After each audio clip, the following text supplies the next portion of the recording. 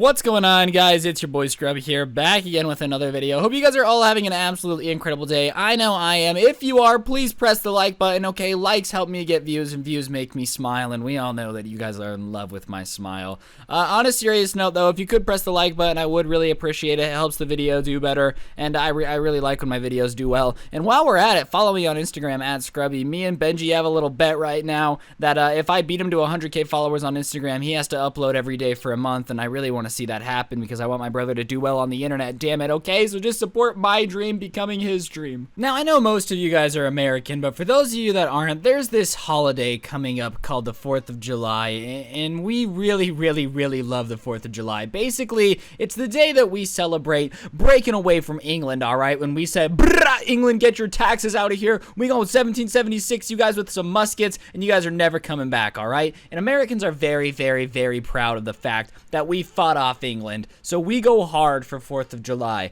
I'm not even kidding, this is a very American thing. We literally blow things up on the 4th of July to signify just how America we are, you know? We're like, how should we celebrate breaking away from a giant empire? I know, let's blow things up in the sky that are colorful. That's just what we do, that's how America rolls. And before people in the comments, "Oh, we do fireworks for Canada Day too." Shut up, it's not the same. America is a great country, and we blow stuff up, damn it, and we do it better than you. That's why we're back-to-back World War champs, baby. 1v1 me, no scopes, only World War. You can't, because we'll take you down. 1v1ing us ain't a good idea. Ask Hitler how that turned out. But whatever, we go really hard on this 1776 of a country, and we celebrate by blowing things up. That's gonna be important.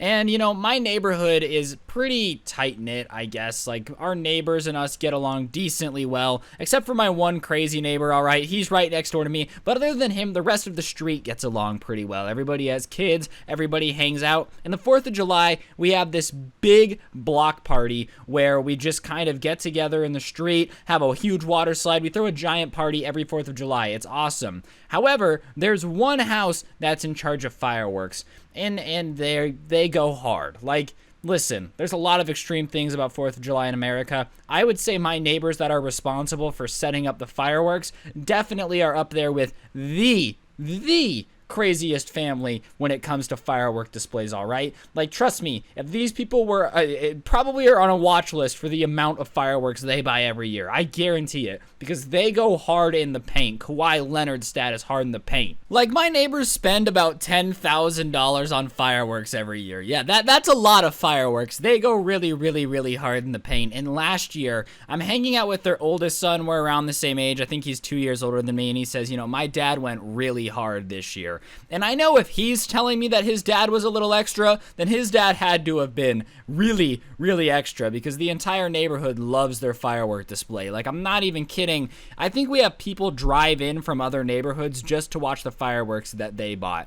And something in my area is we live in a desert. You're not allowed to have fireworks that go into the You're not allowed to have fireworks that go into the air and explode. It's just a no-no. We're not supposed to have them. I think you can tell where this is going. However, if you go about an hour out of town to another small town, you can get all these fireworks that go up into the air and explode. And so they would drive an hour every year, spend 10 grand on all these fireworks, and have a crazy explosion. So here I am with their college son who's telling me how absolutely mental the fireworks show that they're going to have this year is. Like, it's going to blow my mind. The finale is the biggest firework they could buy. The finale alone cost $1,000 in fireworks. So obviously he's hyping it up, and I'm getting excited because the fireworks show is always one of my favorite parts of the 4th of July. I like watching things blow up because I'm a boy, and boys like to watch things explode. If a boy is ever like, "Nah, man, I don't want to watch it explode," he's lying to you. We want to watch everything blow up. So whatever, we go through our day on the 4th of July at our barbecue block party thing. We're going down water slides. We're flipping patties. We're dropping double dabs on all the America haters.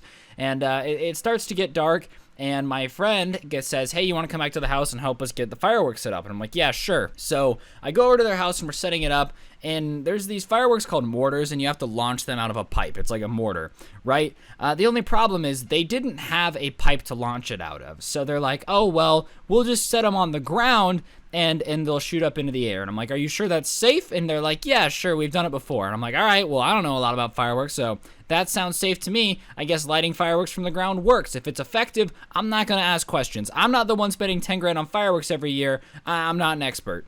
I should have asked more questions, guys. That's what we're getting to. So whatever, they tell me that we're just going to set these mortars on the floor. And in Las Vegas, wind is not pretty typical. Like, for the most part, we don't get very windy ever. So I think that's why the mortars were pretty okay without, like, a giant pipe to shoot out of. Is because there's not usually wind to affect the flow of the firework. For the most part, they go up in the sky. There's no wind. They blow up. Everybody oohs and ahs. You clap your hands. You know, you do your dance or whatever. And then you go back to living your pathetic life for the other 364 days of the year when you're not celebrating the greatest country to ever exist. Bald eagle screech in the background. I'm wearing American flag underwear as we speak. But whatever, I'm like, all right, bet. So we're moving all these down towards my house because they set them off in front of my house just because we're on the corner of the street where the most people can fit in the little cul-de-sac thing and watch the fireworks go off. So I'm moving everything down there, they're moving everything down there, and his dad is like, all right, it's getting dark, so let's get ready to rumble. They have, you know, water buckets and all these lighters, and I'm like, you know what, you guys can light them. I'm not really down with the whole lighting the fireworks part, so I'm just gonna go sit with my family and watch the fireworks show and bond over the fact that I get to share this great country with the people I care about, my subscribers. So as the sun was going down, though, the wind started to pick up a little bit. And we don't get very windy in Vegas, so I was like, it'll just be a little breeze, and then it's going to go down. So I'm sitting with my family, and the wind starts to get stronger and stronger and stronger, to the point where the wind is blowing pretty hefty, okay? Like, the wind is doing enough to knock over a lawn chair if no one's sitting in it. That's how bad the wind is getting. And I didn't really think about it, but I see them getting ready to light off the fireworks, and they would wait for the wind to have a little bit of lull, and they'd light one off. And the first 3 or 4 go off, no problem. Boom, they fly up into the sky and explode. Yay, everybody claps their hands, does a little didgeridoo, double dab on them, and we move on to the next firework. And I'm like, wow, this is a great show. They got really good fireworks this year. Like I said, they were just kind of waiting for the wind to die down between when they were setting them off. And I'm like, all right, this is what happens. No expectations. They're just going to wait. It'll be a little bit of a longer show, a little bit longer in between, but that's fine. And then the wind starts to pick up even more. And they light off a mortar, and it goes off diagonally, all right? Like, it doesn't go straight up. It doesn't go sideways, but it goes up diagonally, which I think freaked them out a little bit. So they make an announcement with the megaphone that they're going to set up a little piece of plywood to help block the wind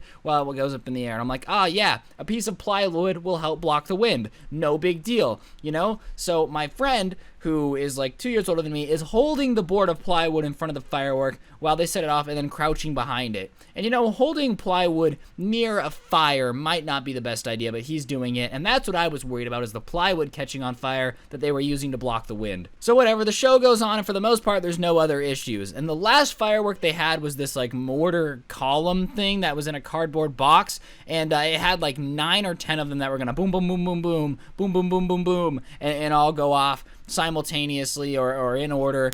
I don't know which word is the right word to use there. So like, it was supposed to just go off and shoot a bunch of fireworks one after the other, and it was going to take, you know, a minute for it to shoot all the mortars and all the fireworks it had inside of us. So it was the finale. It was supposed to be the longest, most epic firework you've ever seen in your entire life. So as this finale firework is going off, it shoots the first mortar in the air super high with a ton of force. A huge gust of wind comes, and sure enough, the plywood that my friend is holding falls over, knocks over the cardboard box, and mortar starts shooting sideways into the street. And sure enough, there are parked cars that start getting pelted with these mortars. And these mortars are, I mean, they're not huge, but they're getting blasted 300 feet into the air. That's the force that's behind these little pellets of explosives. So it's pounding into cars and exploding, and it's just pure chaos. People are screaming, and like they're hitting the cars, bouncing onto the floor, and then exploding and launching their firework debris everywhere. So basically, just imagine a bunch of cars lined up, you know,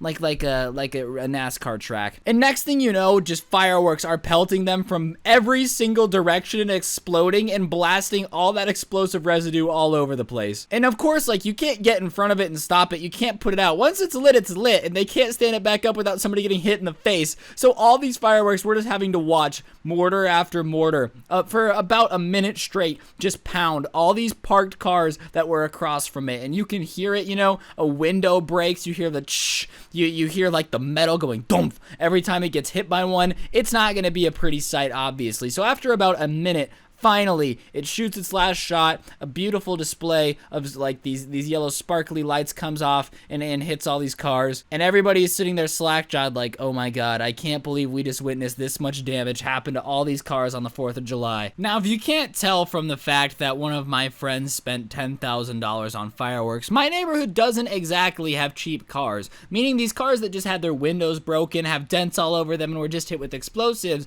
are not the cheapest of cars. So we start looking at the damage with all of our flashlights out, and there is holes in the metal of some of the car's doors. Every car that was on that side of the street is dented. There's broken windows. There's so much damage to all these cars. I think the insurance company ended up tallying that it was somewhere in the ballpark of like $60,000 worth of damage to these 10 or 15 cars, just from the sheer amount of dents and holes and windows and everything hitting 10 or 15 cars at a time. And like I said, they were not cheap cars that we're talking about here.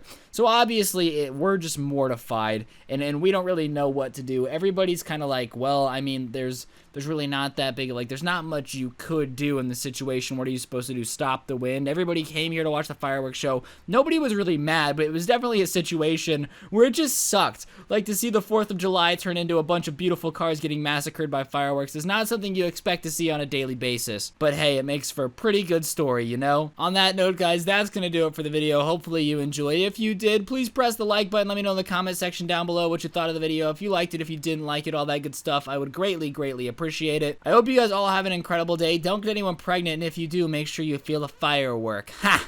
Ha! Oh, that was funny. That was funny.